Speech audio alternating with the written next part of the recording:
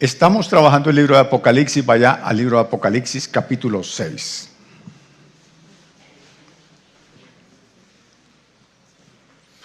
Hace 8 días estábamos trabajando el capítulo 5 y vimos al Cordero que estaba como inmolado. Hablamos de que su sacrificio seguía fresco, a pesar de que fue casi hace 2000 años, la sangre de Cristo sigue hoy tan efectiva como en aquel tiempo, cayendo sobre todo aquel que decide realmente confesar sus pecados y apartarse para tener perdón, salvación y vida eterna. Amén. Eso vimos hace 8 días y vimos cómo la grandeza del Cordero finalmente le daba el honor de abrir el rollo. Quedamos en el rollo, un rollo que tenía 7 sellos. Hay una imagen de la prédica hoy para que tengan la idea del rollo. Ese rollo que tiene 7 sellos. Y después de que todos se ponen de acuerdo que finalmente el único digno es el león de la tribu de Judá, entonces se levanta una adoración tremenda en el trono de gloria. Los 4 seres vivientes, los 24 ancianos, todos los que están allí, ángeles, todo, y los redimidos se levantan para glorificar al que es Rey de Reyes y Señor de Señores. Y en eso termina el capítulo 5, dándole alabanza y gloria al Señor. Ahora empezamos el capítulo 6. Y en el capítulo 6, el que es digno va a empezar a abrir los rollos. Va a empezar a abrir los rollos. O sea, hoy vamos a entrar en esa apertura de saber qué es lo que hay ahí. ¿No tiene usted curiosidad? ¿Qué hay en esos rollos? ¿Qué hay allá adentro? Pues hoy vamos a ver cómo el Señor empieza a mostrarle a Juan lo que está en esos rollos, y lo que vamos a encontrar realmente va a ser muy triste, muy lamentable para todos los habitantes de la tierra que estén en aquella época, porque empiezan los juicios de Dios. Vamos a encontrar que hay algo que yo comparé con las matruscas. Creo que tenemos una imagen de las matruscas. ¿Alguien sabe qué son las matruscas? No. Ellas son. Ah, ahora sí. Ah, claro, si no le muestro. Oh. Esas son las matruscas, son unas muñequitas rusas que tienen una particularidad. Una encaja dentro de la otra, ¿cierto? Entonces una va ahí, la más grande, luego sigue la otra. Pueden meter muchas. Eso es una cuestión de los rusos. Ese mismo, ¿cómo se llama? Ese mismo, se me va la palabra, ese mismo desarrollo, por decirlo, porque no es la palabra que estaba buscando, va a ocurrir en el libro de Apocalipsis. Entonces vamos a encontrar que empezamos a abrir los sellos, y cuando abrimos los sellos, cuando lleguemos al 7º sello, entonces ahora en el 7º sello van a haber 7 trompetas. Cuando lleguemos a la última trompeta, vamos a encontrar las copas de la ira de Dios. O sea, es exactamente lo mismo, el mismo diseño de las matruscas, ¿sí? Primero vienen los sellos, después de los sellos vienen las trompetas, y después de las trompetas vienen las copas. Vamos a seguir en ese orden, que es el orden que nos da el libro de Apocalipsis. Eso para empezar, pero también vamos a ver cómo es el asunto de la marca de la bestia, ¿no? Yo desde que tengo memoria así en mi fe, recuerdo que me decían que la marca de la bestia era la revista de Avon. Así es que se dice. Avon. ¿Y cuál otra más era? Y que porque traían el número 9999 y todo lo volteaba y era el 6. Una hermanita más espiritual dijo que no tomara Gatorade porque ahí venía la palabra gay. O sea que yo quedé traumado, quedé casi sin sales porque no podía hidratarme. Después colocaron el macro allí en la autopista del sur y dijeron que si uno sacaba el carnet de macro, estaba automáticamente haciendo pacto y que ya quedaba marcado. ¿Sí?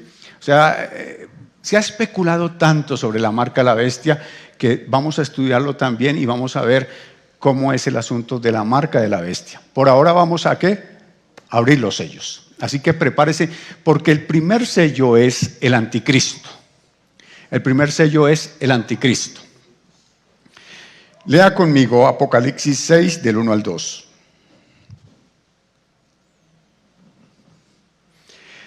Tenga muy en cuenta que cada vez que se abre un sello en el cielo, algo va a acontecer en la tierra. O sea, cada apertura de un sello empieza a ejecutarse una acción en la tierra, para las personas que están en la tierra, porque por supuesto nosotros ya no estaremos allí. Dice Apocalipsis 6, vi cuando el Cordero abrió uno de los sellos y oí a uno de los 4 seres vivientes decir como con voz de trueno, ven y mira.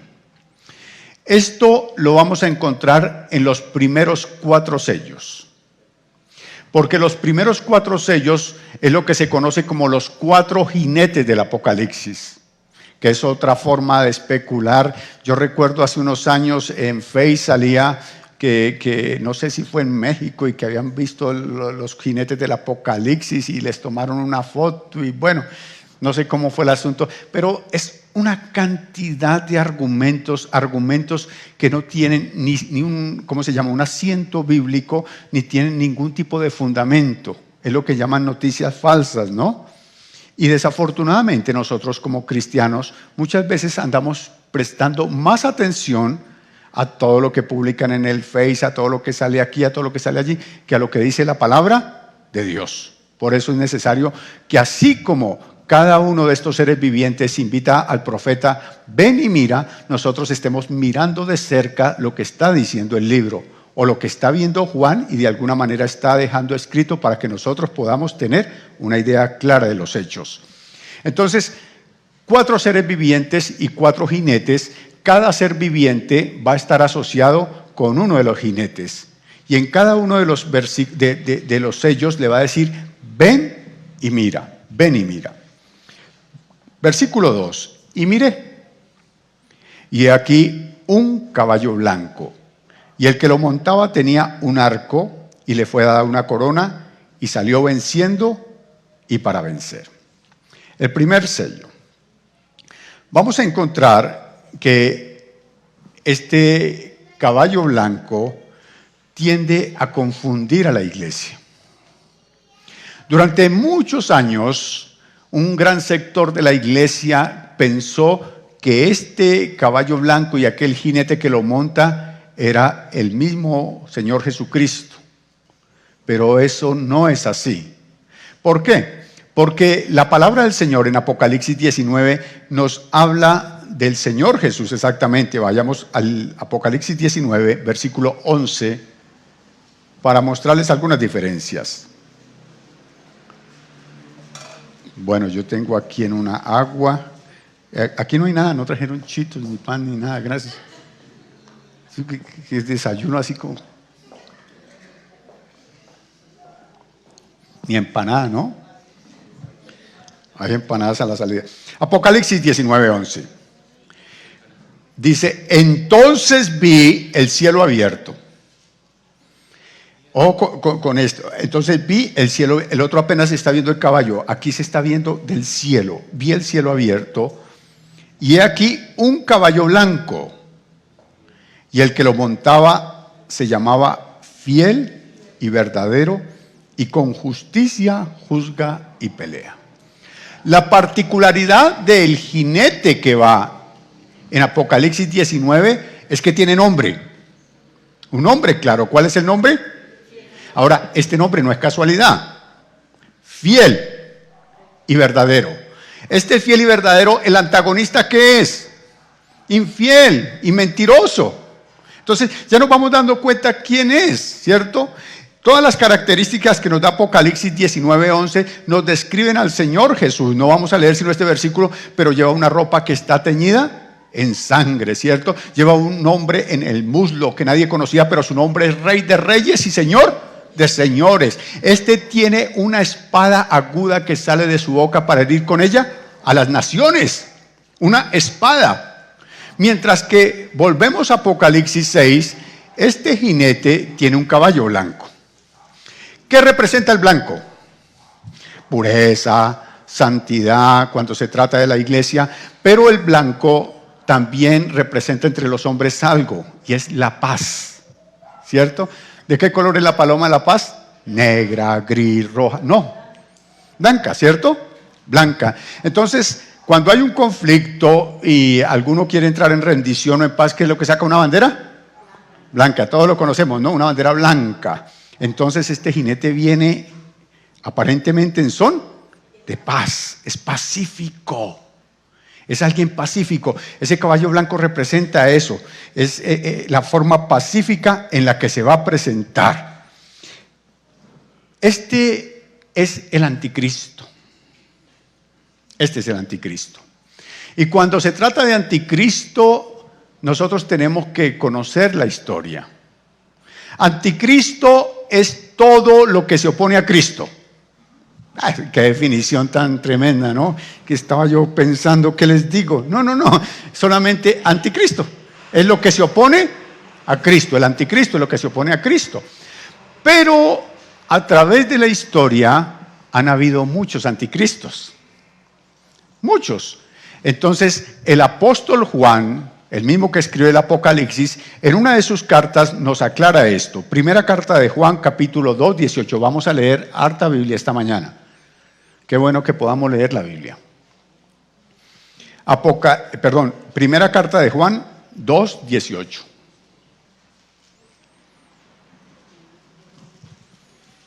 Dice, hijitos, ya es el último tiempo. Imagínense que esto fue escrito más o menos en el año 100, 90 y dice que es el último tiempo. Y nosotros en el 2022 y pensamos que todavía queda tiempo. ¿Ah? Y él dice, hijitos, ya es el último tiempo. Y según vosotros oíste que el anticristo viene. O sea, ya se estaba hablando de que el anticristo venía.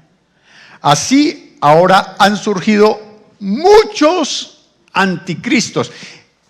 Vuelvo al punto, esto se escribe más o menos en el año 90, entre el 80 y 90, y Juan dice que ya han surgido muchos anticristos.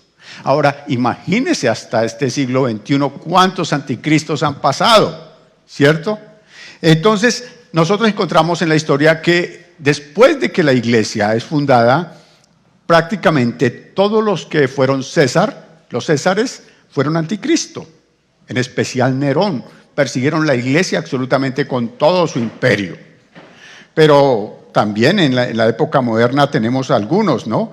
Napoleón, Hitler, Mussolini, Stalin, Khrushchev, Saddam Hussein y cantidad de personas que se han opuesto a Cristo.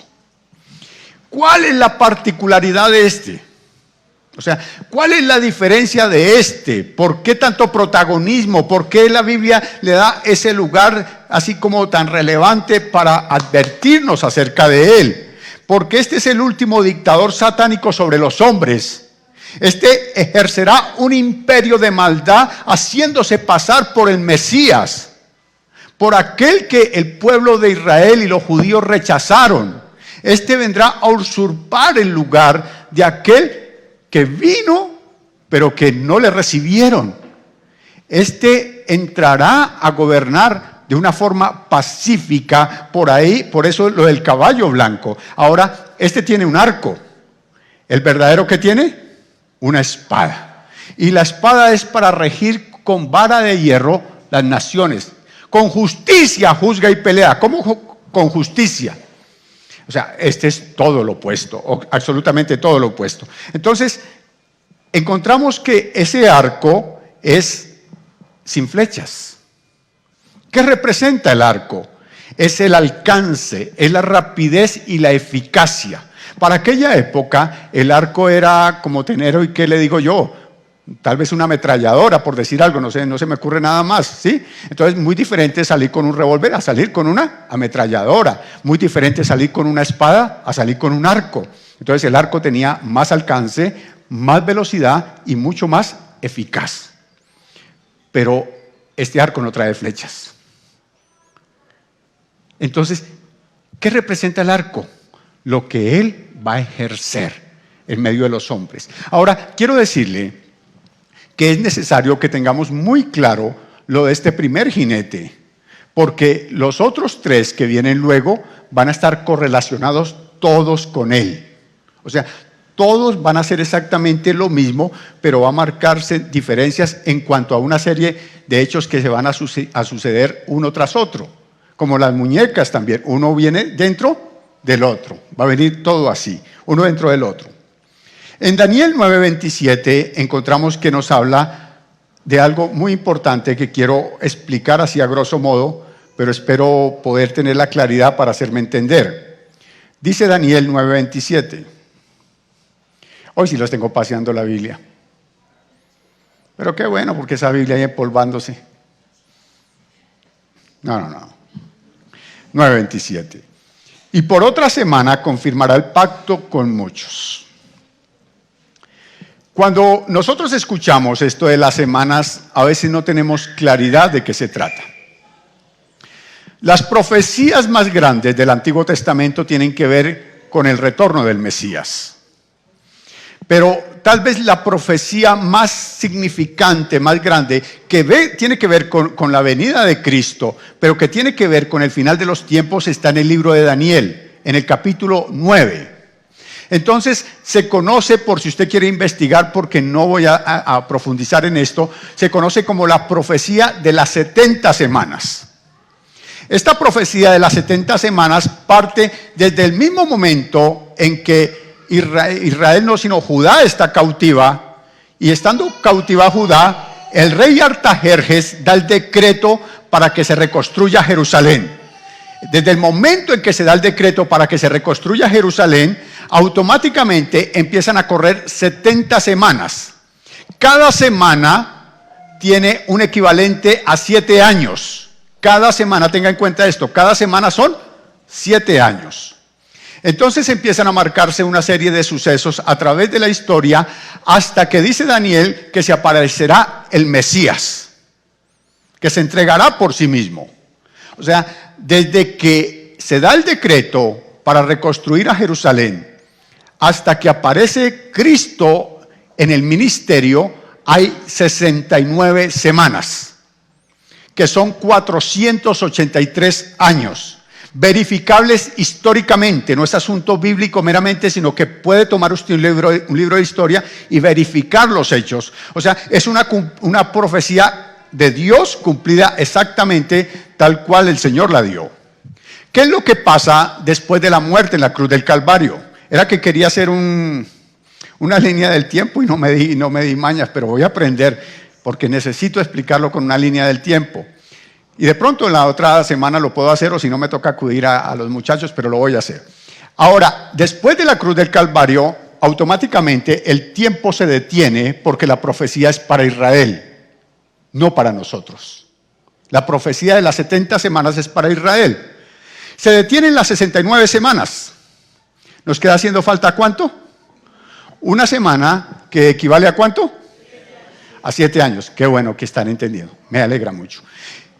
Y de ahí, de la muerte del Señor o del Mesías, hasta el rapto de la iglesia, no se cuenta el tiempo. Porque entramos en lo que se conoce como el tiempo de la gracia. O la dispensación, la palabra correcta es la dispensación de la gracia. Donde básicamente no sabemos cuánto tiempo va a durar. Hasta ahora lleva 2000 y algo de años, ¿cierto? Es el tiempo de la gracia. Pero llegará el tiempo en que Cristo venga por su iglesia, o el rapto de la iglesia, y cuando Cristo venga por su iglesia, que lo estaremos tocando más adelante, automáticamente empezará a correr nuevamente el tiempo y se va a desarrollar la última de las semanas, que es la 70 semana, la semana 70 más bien. La semana 70 se va a desarrollar para completar todo el panorama profético que le dio el Señor a Daniel. Entonces volvemos a leer 9:27. Y por otra semana, o sea, está hablando de la última semana, confirmará el pacto con muchos. A la mitad de la semana hará cesar el sacrificio y la ofrenda. Nos está hablando de que esa semana se divide en dos. Esa semana se divide en dos. Si se divide en dos, entonces son 3 años y medio y 3 años y medio. En esos 3 años y medio, primero, ejercerá el dominio este jinete a través de su caballo blanco, el pacificador. El hombre que se levantará para generar absolutamente todas las soluciones y las respuestas de la raza humana. Quiero que se imagine lo especial, entre comillas, que será el hombre para llegarle a todas las naciones de la tierra, trayendo respuestas a las crisis alimentarias, trayendo respuestas a la desigualdad social, trayendo respuestas a los conflictos bélicos. O sea, ¿se echará todo el mundo a quién? Al bolsillo. Por eso el arco, el alcance que tiene, no lo ha tenido ningún líder mundial hasta ahora. La eficacia con sus palabras llegará hasta ellos y logrará echarse, en otras palabras, al mundo al bolsillo. A todos los echará al bolsillo. Claro, aquí Daniel me aclara que eso será ¿hasta cuándo? Hasta la mitad de la semana, 3 años y medio. Luego hará cesar el sacrificio y la ofrenda. Después con la muchedumbre, las abominaciones, vendrá el desolador hasta que venga la consumación y lo que está determinado se derrame sobre el desolador. Este hombre, políticamente, sin levantar una sola arma, quitará toda la oposición. No habrá nadie que, oye, no, es que a mí no, todo el mundo estará de acuerdo. Políticamente, la estrategia de la política la usará de una manera tremenda. Traerá reconciliación donde parecía que no podía haber ninguna. El conflicto entre lo que se conoce como los musulmanes, porque los palestinos hacen solamente parte de los musulmanes, y los judíos, se va a solucionar. Siempre se ha dicho que el día que esos dos puedan estar de acuerdo, va a haber paz mundial. Entonces, este hombre logrará con su estrategia hacer que se reconcilien. Mire la capacidad, la sagacidad que tiene el diablo. Y el lugar donde se ha de construir el nuevo templo es donde hoy está la Roca, el templo del Islam más grande que hay en la tierra, que está exactamente en Jerusalén. Usted cuando ve una foto de Jerusalén, lo primero que ve es una cúpula dorada. Eso no es el templo, eso es de los musulmanes. Entonces, tendrá tanta habilidad que logrará que los musulmanes permitan construir el templo del Señor en el lugar que es. Entonces todo el mundo estará ¿qué? De fiesta, celebrando. Se volverán a levantar los sacrificios en el templo. Se volverá a llevar ofrendas, pero ya leímos que en la mitad de la semana cesará la ofrenda y cesarán los sacrificios. Ya vamos a ver cómo se va a dar absolutamente esto. Después de que este hombre tiene el poder político, tendrá el poder económico. Teniendo el poder político y económico de su lado, tendrá el poder militar. En otras palabras, ¿qué va a tener? Todo el dominio. Todo el dominio. ¿Cuántos tiros ha disparado? Ninguno. Por eso el arco no trae flechas. Todo lo hizo a punta de palabras, a punta de parlamentos. Mateo 24, vaya conmigo a Mateo 24, 15, 21.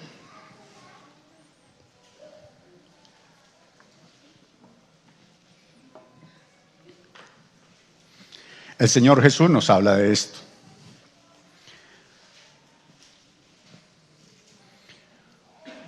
Mateo 24, 15, 21. Por tanto, yo voy un poquito rápido porque si no el tiempo me corre. Si usted quiere apuntarlo, por favor. Por tanto, cuando veáis en el lugar santo la abominación desoladora de que habló el profeta Daniel, el que lee, entienda. El profeta Daniel profetizó algo que sucedería antes de que viniera el Mesías, con respecto a la abominación desoladora. Sucede que después de Malaquías hay un periodo que se llama intertestamentario, que es de 450 años entre Malaquías y Mateo. En ese periodo se ofrecen sacrificios, se ofrecen todo, pero se levanta los macabeos. Eso está en los libros apócrifos, para los que son curiosos y leen los libros apócrifos. Los macabeos son una especie de guerrilla que defiende las costumbres de Judá, las costumbres de los judíos, ellos defienden eso. Pero se levanta un hombre que se llama Antioquio Epifanes. Y este hombre logra profanar el templo y en el lugar de los sacrificios donde se ofrecía anualmente un cordero puro para derramar la sangre en el altar, toma una marrana, la mata y riega la sangre en el altar. Esa es la abominación desoladora. Por eso dice que hay que leer para poder entender. Entonces, esa es la abominación desoladora. Cuando el Señor Jesús, en Mateo 24, nos está advirtiendo, cuando vean de la abominación desoladora de la que habló el profeta Daniel, estén pilas, prestos, porque algo se está suscitando tremendamente. ¿Qué pasa? Que a los 3 años y medio, cuando este hombre que se va a hacer pasar por el Mesías, los judíos estarán dichosos con él. Tienen templo, tienen sacerdocio, están realmente emocionadísimos de ver todo lo que hace. Este hombre va a profanar nuevamente el templo. No se sabe si realmente va a sacrificar como Antioquio una marrana o un ser humano, pero va a ofrecer un sacrificio en el altar. Entonces dice el Señor: entonces los que estén en Judea huyan a los montes.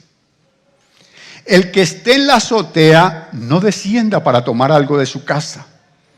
El que esté en el campo no vuelva atrás para tomar su capa. Mas ay de las que estén encintas y de los que críen en aquellos días.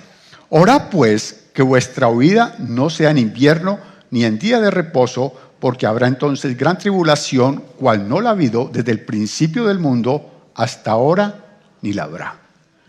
Entonces, los 3 primeros años y medio de la última semana es la tribulación. Pero aquí el Señor Jesús nos dice que después de que se profane el templo, vendrá la gran tribulación, como nunca se ha visto en toda la tierra, ni la habrá jamás, dice el Señor. Esta gran tribulación viene acompañada de una persecución inclemente contra todo lo que se llame Dios. Pero téngase en cuenta que nosotros ya no estamos aquí. Nosotros ya no estamos aquí. Eso lo vamos a ver dentro de 8 días en el segundo sello, con el caballo bermejo, donde va a venir una matanza increíble. No solamente sobre los judíos, sino, dice más adelante, ese pasaje lo vamos a estudiar luego, sobre los santos. Dice que perseguirá a los santos. Y usted dirá, ¿cuáles santos? ¿Al fin estamos aquí o no estamos aquí? Hay 2 santos. Nosotros somos santos, ¿por qué? ¿Por qué somos santos? Somos santos porque somos buena gente, ¿no? Somos santos porque somos así. No. Somos apartados. Volvemos al contexto real de la santidad. Santidad es que yo soy apartado para Dios. Cuando el Señor venga por la iglesia, se llevará a todos los santos que estuvieron rectamente delante de Él, a todos los que vivieron apartados para Él. Pero eso no quiere decir que los que se quedan no sean santos, porque ellos fueron ¿qué? Apartados, pero se lo perdieron. Se lo perdieron por cualquiera que sea la causa, se lo perdieron. Entonces, cuando el Señor dice que esto va a ocurrir en el templo, y dice, huyan, corran, porque va a empezar una matanza que usted no se imagina, contra todo aquello que se llame Dios, contra todo aquello que, no es que, y esto cuando veamos la marca de la bestia, se lo voy a explicar más a fondo. Entonces ocurrirá un fenómeno bien tremendo. En el tiempo de la gracia, que es el que estamos viviendo, ¿cierto? Cristo muere por nosotros y nosotros somos ¿qué? Salvos. En el tiempo de la persecución, el que quiera ser salvo muere por Cristo. ¿Entiende Aquí Cristo murió por mí, pero los que se queden ahora mueren por Cristo. En este tiempo, la sangre de Cristo se derramó por nosotros. En ese tiempo, la sangre del que quiera ser salvo se derramará por Cristo. cambia absolutamente todo. Y así vamos a encontrar, eso es un adelanto que les estoy dando de cuando hablemos de la marca de la bestia. Entonces va a ser algo realmente complicado y va a haber una matazón tremenda. El anticristo después de 3 años y medio se mostrará tal como es. En Daniel 11 nos da alguna claridad de lo que es el anticristo. Daniel 11:36.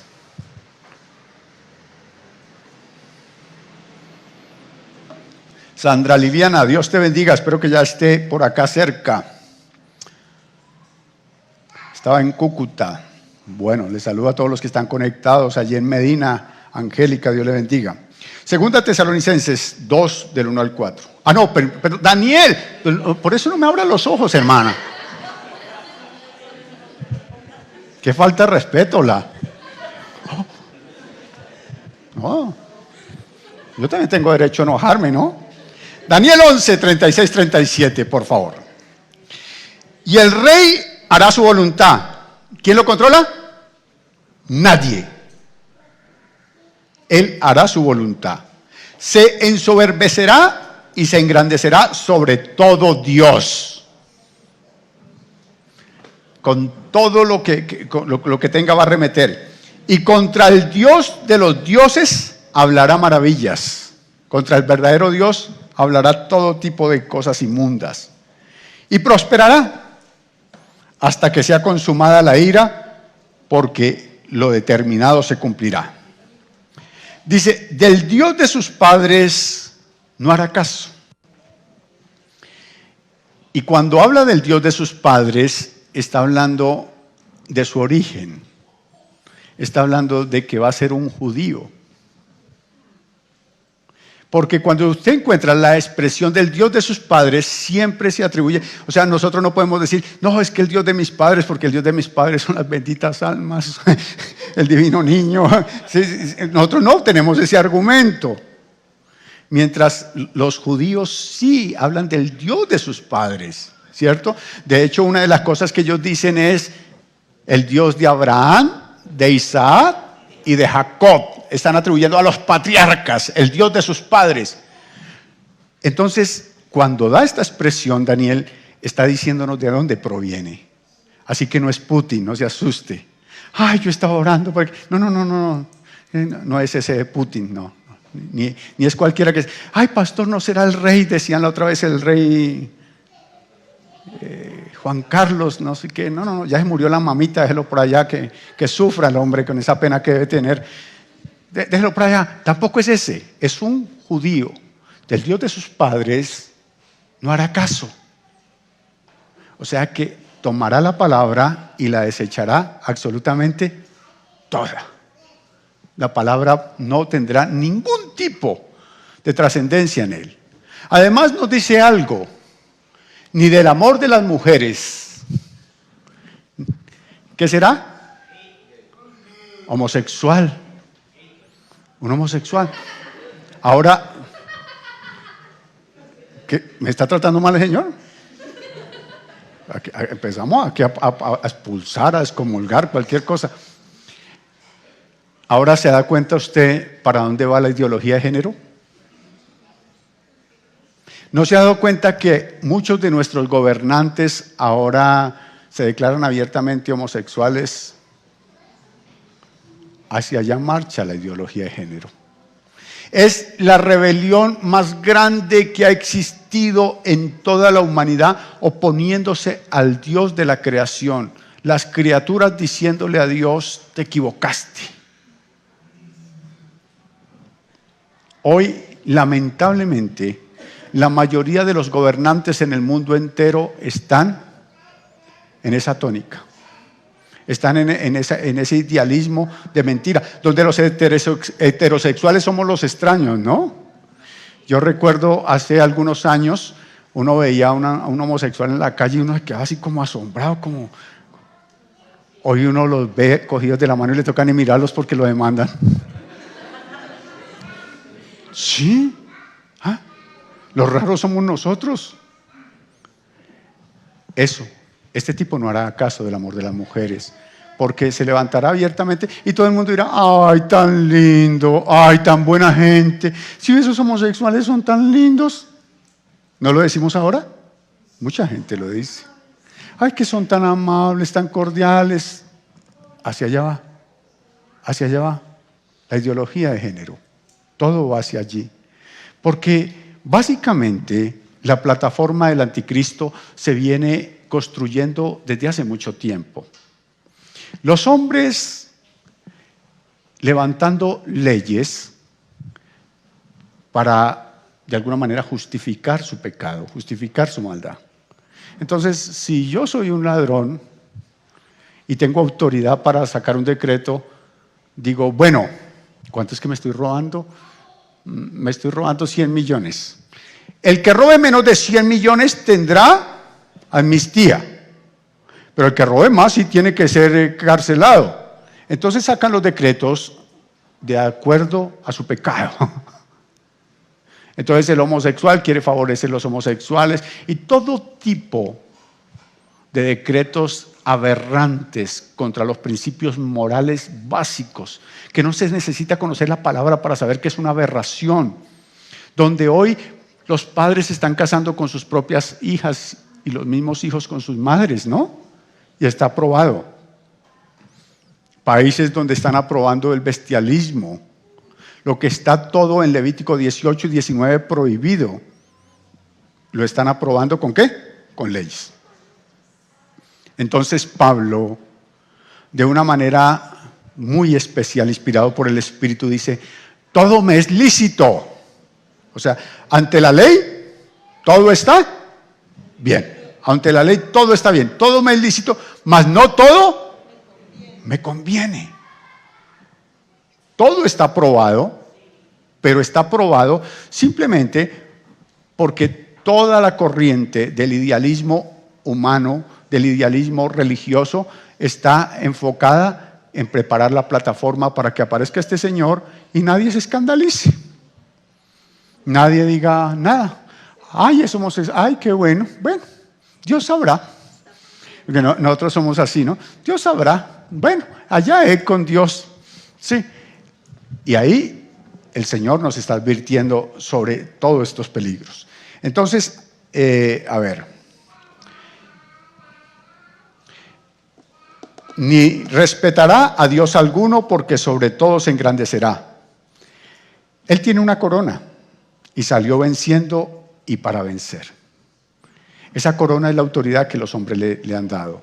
Esa corona es que los hombres le han elegido para que los gobierne. Y salió venciendo para vencer. No habrá absolutamente nadie que pueda oponerse. Pero no se asombre, en este tiempo hay oposición.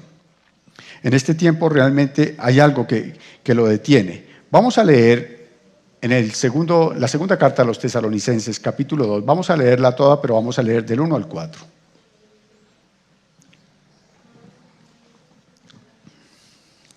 Segunda carta a los Tesalonicenses 2, del 1 al 4. Porque aquí la palabra del Señor nos aclara realmente cómo se va a desenvolver este asunto. Segunda carta a los Tesalonicenses 2, ¿lo tenemos? Bueno, esto no hay chocolate, ¿qué día sí me alcanzaron chocolate? Pero yo les dije que no me volvieran a traer chocolate porque no traía ni queso ni pan. Eso así no. ¿Ya lo tenemos?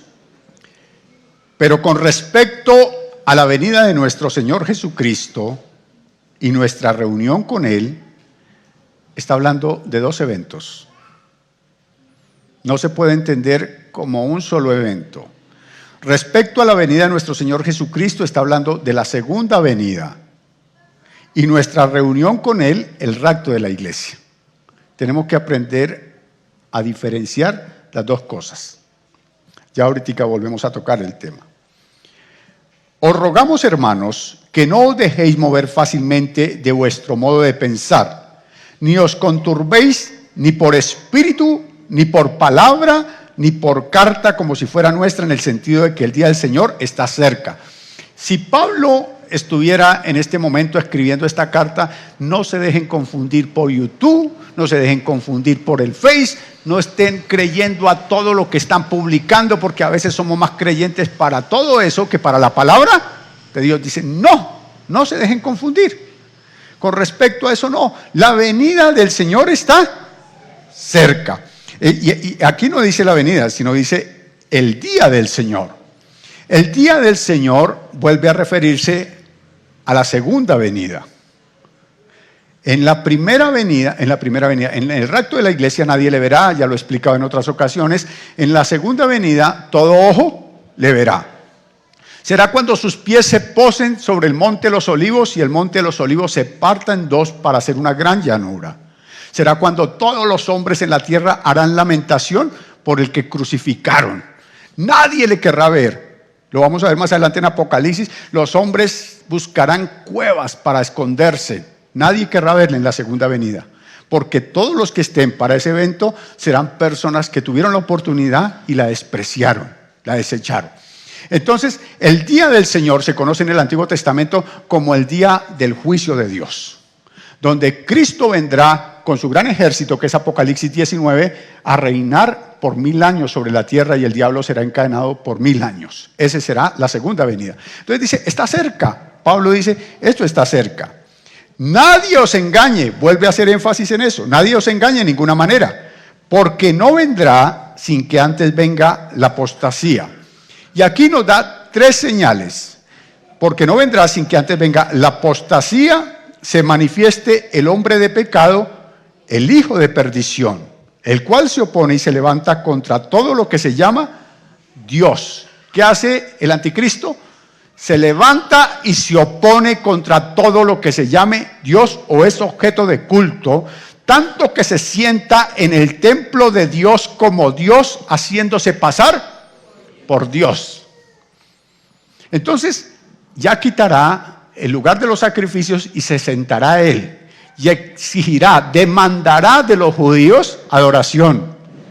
Por eso el Señor en Mateo les dijo, cuando ustedes vean eso, como dijo el chino, ábrase, hermano, no se queden ahí, oren para que no vaya a ser en invierno, porque va a ponerse la situación difícil. Eso es lo que les está diciendo el Señor en Mateo. No a nosotros, está diciéndole a los que estén en ese tiempo. Entonces nos da 3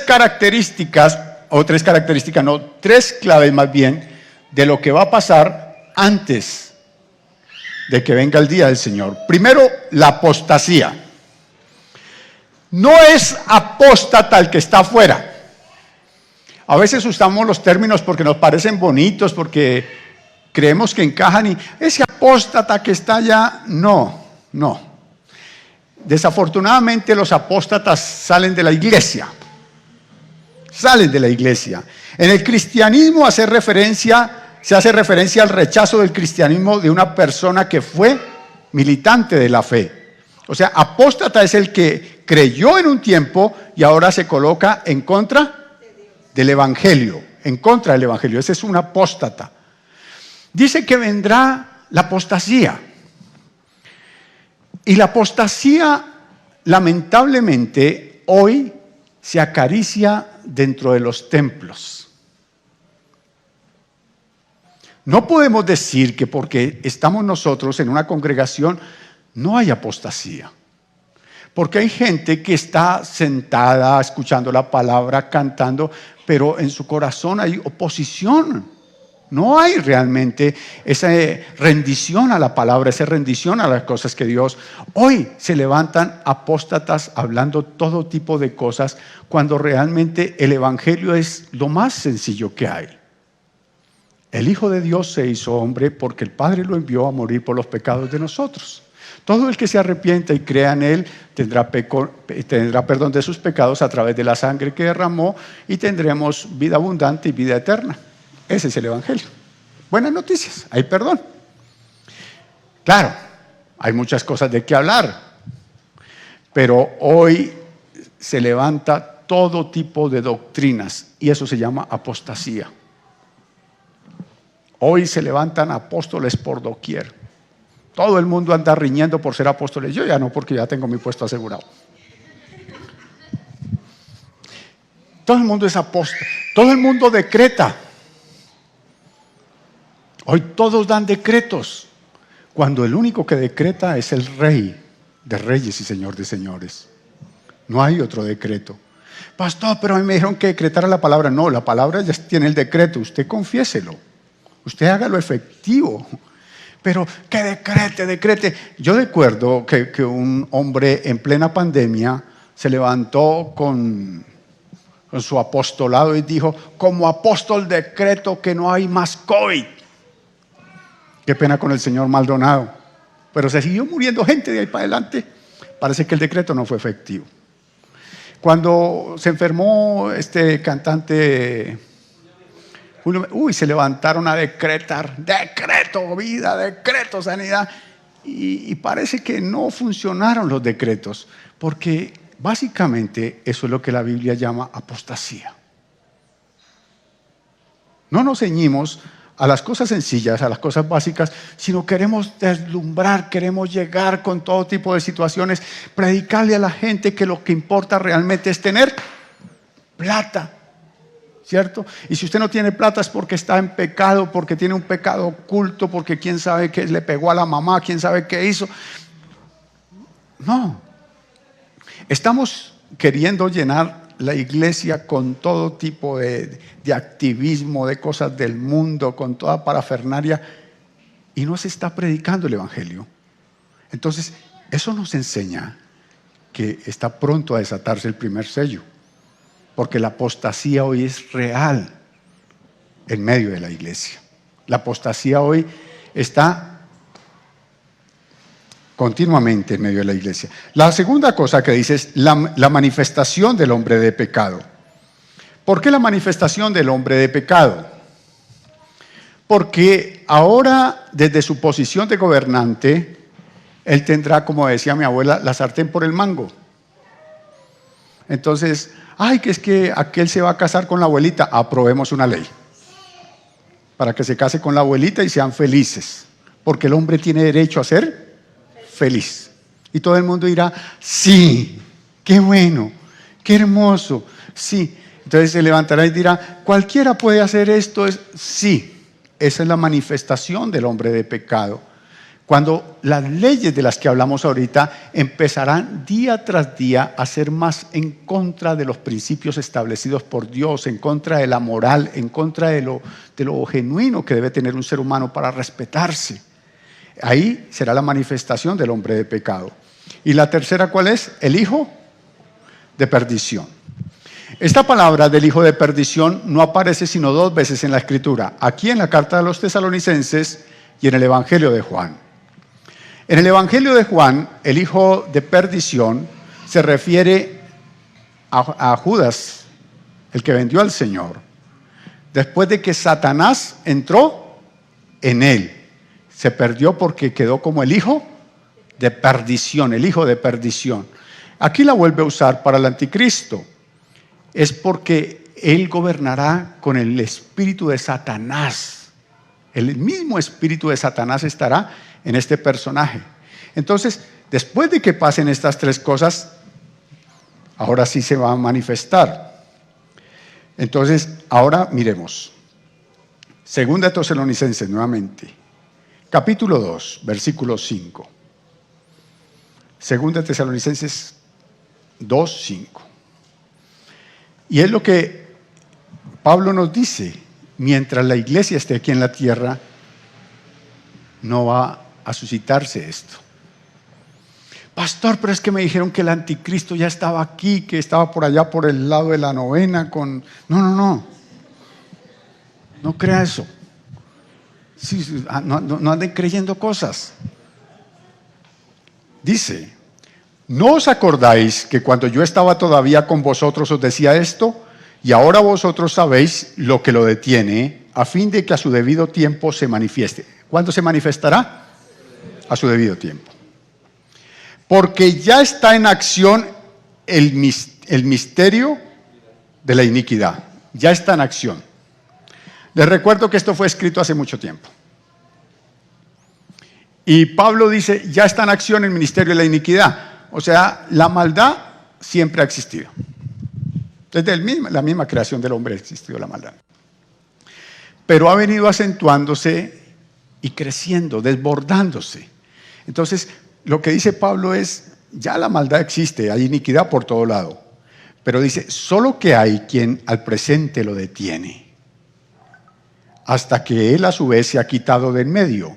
Y entonces se manifestará aquel inicuo a quien el Señor matará con el espíritu de su boca y destruirá con el resplandor de su venida, inicuo cuyo advenimiento es por obra de Satanás. ¿Qué es lo que lo detiene? El Espíritu Santo. El Espíritu de Dios es el que detiene hasta ahora la manifestación del hijo de pecado, del hombre de pecado, del hijo de perdición y del inicuo. El Espíritu de Dios, el que está en la iglesia, es el que detiene toda la obra de maldad. Cualquiera puede decir, el anticristo está en este momento, tal vez sí, yo puedo pensar que sí, de pronto no lo sé, no puedo especular con eso, pero eso se ha dicho siempre. Pero hoy más que nunca las señales que están en el Evangelio se están cumpliendo y muy seguramente sí puede estar en este tiempo, pero no se manifestará hasta que la iglesia sea tomada. Porque cuando la iglesia sea arrebatada, entonces también el Espíritu de Dios irá con la iglesia. Y el que lo detiene dará paso para que la maldad se establezca sobre toda la tierra. Dentro de 8 días veremos cómo toma ocasión de una tercera parte de la tierra. De una cuarta parte de la tierra, perdón. Una cuarta parte de la tierra. Dentro de 8 días les enseñaré cómo es eso de una cuarta parte de la tierra. Entonces, ahora se va el Espíritu, nos vamos nosotros y empieza la fiesta. Empieza el anticristo a hacer su plan macabro para establecerse como Mesías en medio del pueblo judío, para traer persecución, para traer los años de calamidad. Pero dice la palabra del Señor que este será la retribución a todos los que tuvieron la oportunidad y no la aceptaron. Dice, cuyo advenimiento es por obra de Satanás con gran poder, señales y prodigios. O sea, la gente va a querer ver y Él les va a mostrar. ¿Sabe que hay una cierta, ¿cómo se llama? Un cierto morbo hacia el lado oscuro en la mayoría de seres humanos? Fuimos con mi nuera y mi familia el viernes a un parque, a la Aventura, de Plaza, Mundo Aventura. El Mundo Aventura, el de Plaza, el de la Boyacá. Y yo no lo conocía, realmente nunca había entrado. Y eso que hace uno por los nietos, de verdad, eso habían chinos, hermano, sobre los chinos, colegios, jardines. Yo llegué, hermano, y me dio una emoción, quería volverme. Pero miré las niñas que estaban ilusionadas y me tocó entrar a hacer cola en todos esos aparaticos y haga cola, y hable con las profes, y haga cola, y hable con las profes, conozca profes y bueno. Lo cierto del caso es que en la mitad del parque están promocionando, no sé el nombre, algo del mes del terror y empezaba el viernes, algo así, empezaba el viernes y dura todo el mes. Entonces mi nuera me decía, ay, don Miguel, no le gusta eso y empieza hoy.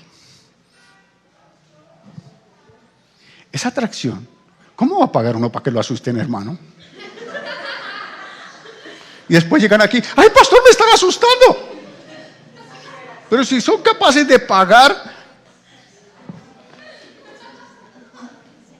o sea, ¿no le parece a usted como extraño el asunto, como un morbo que dónde está? ¡Ay, es que esa película da miedo! Pues apáguelo. Tiene que agarrar el control y hacer esto. Pero ahí se queda. Eso lleva a los seres humanos a exigir una cantidad de cosas que el anticristo se las va a conceder. Ese morbo y todo eso que está ahí. Por eso cuando somos de Cristo somos nuevas criaturas. Y todos esos gusticos, todas esas cosas, ¿dónde deben de quedar? Atrás. Qué triste que a veces nosotros como cristianos andemos en eso. Yo recuerdo 2 casos específicos que los cité esta mañana. Algún día llegó una mujer, hace ya muchos años, y me dijo, ay, pastor, ¿usted no ha visto la de los anillos? Ay, se me olvidó. ¿No ha visto el Señor de los Anillos? Ay, eso véalo porque el mundo espiritual se muestra de una manera tremenda. Y le dije, ¿por qué no ve la Biblia que lo muestra más claro? Y creo que no me volvió a invitar a cine. Y otra me dijo un día, ay, pastor, ¿y usted no vio Damián? Ese Damián echa demonios como usted. Dije, ¿a qué viene a la iglesia? Ve a Damián allá en la casa. Damiano, yo no me acuerdo cómo era, algo así. Y la gente quiere eso. Y Satanás les va a dar lo que quiere. Les va a colmar su apetito de maldad, de oscuridad. ¿Cómo? Con señales, con prodigios mentirosos. Mentirosos, son prodigios mentirosos, no tienen realidad. Y con todo engaño de iniquidad, para que los que se pierden por cuanto no recibieron el amor de la verdad para ser salvos. ¿No recibieron qué? El amor de la verdad. ¿Cómo es que se convierten las personas? ¿Cuál amor? O se convierte o se va para el infierno, donde el gusano nunca muere, donde la llama nunca se apaga. Yo recuerdo cuando fueron los 7 del infierno. ¿Recuerda? Fueron los 7 que hablaban del infierno. Uno no sabía si quedarse en la silla y Padre, mejor mándame de una vez la muerte, Señor. ¿Que le da a uno miedo salir y pecar? Claro, porque imagínese después de todo lo que... No, la gente no se convierte por terror. El que se convierte por miedo finalmente nunca se convirtió. Aquí dice que uno se convierte por amor. Entonces, cuando usted sale a evangelizar, usted sale a compartir el amor de Dios. Solamente sale a compartir el amor de Dios. La gente lo toma o lo deja. Aquí entre nos, ¿cuántos les predicaron el evangelio y lo rechazaron? El resto todos santos, ¿no? Yo no sé yo recuerdo a uno especial, un pastor que, ay Dios, yo creo que el hombre también me debe acordar con cariño. Y yo me acuerdo mucho de él. Llegó sin ningún tipo de sabiduría a metérseme con la Virgen Santísima y yo mariano. Y eso fue una encerrona que me hizo mi esposa con unas vecinas ahí. Y pensaron que era que el pastor iba a cambiarme, a transformarme. El peor error que puede uno pensar es que un hombre cambie a otro hombre, hermano. Y yo, aparte de endemoniado, bien sagaz. El hombre quedó pero aburrido. Hoy digo, Señor, dale sabiduría, quién sabe dónde estará. Pero ese es el asunto. El evangelio no es terror, el evangelio no es pensar que nosotros cambiamos las personas. El evangelio es que nosotros hablamos de su amor, compartimos su amor, les hacemos sentir su amor y ellos lo toman o lo dejan. Es lo que dice aquí. Entonces, ¿para quién vendrá todo esto? Para los que rechazaron el amor de Dios. No para los que vivieron asustados, no, para los que rechazaron el amor de Dios, de la verdad para ser salvos. Por eso Dios les envía un poder engañoso para que crean la mentira, a fin de que sean condenados todos los que no creyeron a la verdad, sino que se complacieron en la injusticia. Palabras más, palabras menos. Cuando el Señor abra el primer sello, empezará toda una serie de sucesos en la tierra que van a llevar finalmente a desencadenar en todos los juicios y la ira de Dios sobre la humanidad. Y empezará por el anticristo. Empezará por estableciendo su reino o imperio de mal, que durará exactamente 7 años. Pero en 7 años causará el mal que no se ha visto en más de 2000 años. En solo 7 años hará cosas tremendas que estaremos viendo dentro de 8 días en el segundo sello. De pronto los otros sellos son mucho más rápidos. De pronto podamos ver el segundo, el tercero y el cuarto sello. Pero tengan en cuenta lo del primero para que podamos entender los otros 3, perdón. Porque son 7 sellos, pero tenemos que hablar primero de los 4 jinetes. Este es el primero. ¿Por qué saber esto? Para arrepentirnos, No, si usted no se arrepiente con el amor de Dios, no. No. ¿Para ser más cristianos? No. Nosotros debemos tener claridad en cuanto a los eventos futuros para no ser engañados. Tenemos que tener claridad en todo lo que va a pasar, por eso Dios no nos lo ocultó, para que finalmente tengamos la certeza de saber qué tiempo estamos viviendo, en qué tiempo estamos realmente situados y poder hacer lo que tenemos que hacer en el Señor. No solamente ser santos, sino también compartir la palabra, predicar el reino, hablarle a la gente.